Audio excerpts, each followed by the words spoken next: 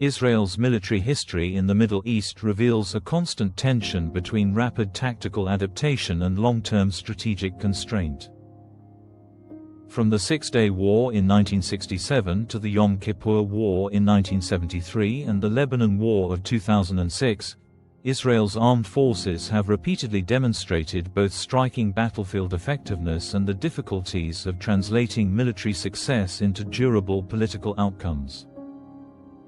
Comparing these conflicts with Israel's current strategies shows an evolution from conventional maneuver warfare toward a doctrine shaped by deterrence, intelligence dominance, precision strikes, and multi-front readiness.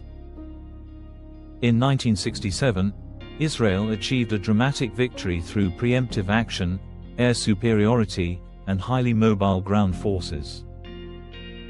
The Six-Day War reflected a classic model of conventional warfare in which speed, coordination, and surprise enabled Israel to defeat larger regional armies in a matter of days. Yet this success also created strategic burdens, especially through the occupation of territories that became central to later conflict. The military lesson was clear: battlefield victory could secure immediate survival, but it also generated new political and security dilemmas. The 1973 Yom Kippur War exposed the limits of Israeli confidence after 1967. Caught by surprise, Israel initially suffered severe losses and only recovered through mobilization and operational flexibility. Unlike 1967, this war underscored the importance of intelligence warnings, reserve readiness, and the dangers of strategic complacency. It also reinforced Israel's reliance on deterrence. The state learned that military superiority must be continuously maintained rather than assumed. The Lebanon War of 2006 represented a different challenge altogether. Israel faced Hezbollah, a non-state actor using asymmetric tactics, dispersed forces, and missile warfare. Traditional concepts of decisive battlefield victory proved less effective against an enemy embedded in civilian areas and able to sustain fire despite heavy Israeli strikes. The conflict revealed weaknesses in command, preparedness, and the ability to achieve clear political results through military means alone.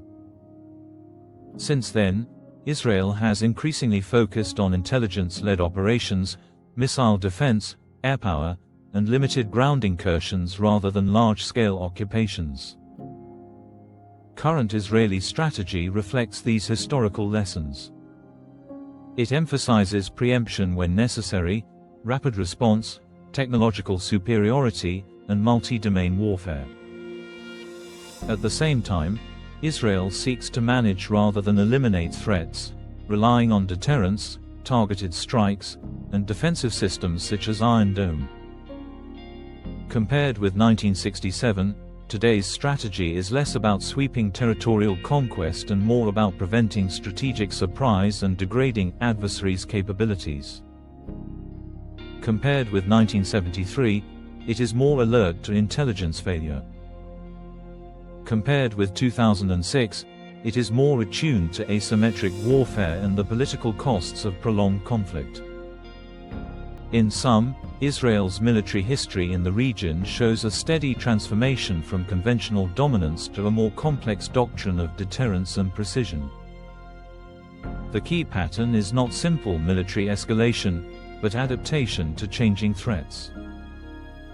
Israel remains militarily formidable, yet its history demonstrates that force alone cannot secure lasting stability in the region.